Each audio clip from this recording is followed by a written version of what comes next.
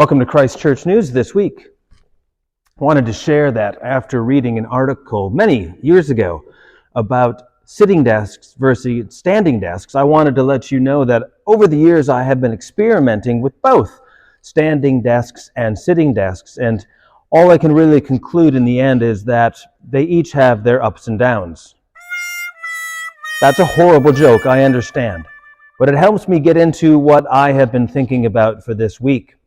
And that is, we all have a person in our life who, at certain times, always has to say to us, well, now let me remind you, or please don't forget.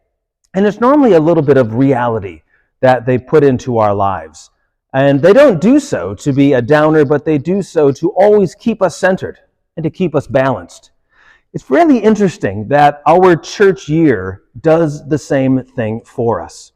We, just a few days ago, celebrated the birth of the Christ child, all about light in the darkness, all about God's grace and love for us. And then what do we find on the 26th?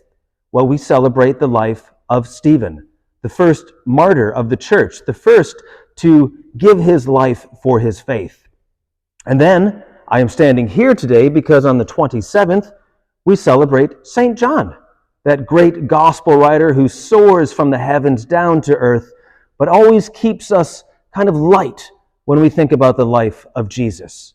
It is said that Jesus in John's gospel, that his feet never touch the ground, or that it is the most spiritual of gospels. Well, and then on the 28th, how the church year keeps us in a balance, we remember the holy innocents. Specifically, we remember those who were killed by Herod after the birth of Jesus, but it's also a chance for us to think about all of those whose lives were cut way too short. And so the church keeps us in this balance of Christmas to Stephen, to John, to the holy innocents, and it does this throughout the year. Another prime example is that as we are concentrating on the cross during the season of Lent, and as we are inching year by year, week by week, closer to that cross, each year a little bit different, on March 25th, the Annunciation always comes in that season of Lent. We're thinking about the cross. The church reminds us of the birth of Jesus as well. The church year has this wonderful thing of keeping a balance in our life, of helping us soar, but also realizing that at times we're going to be down in the mud and the muck as well. The great news of it all is that God is with us in the heights, God is with us in the depths as well.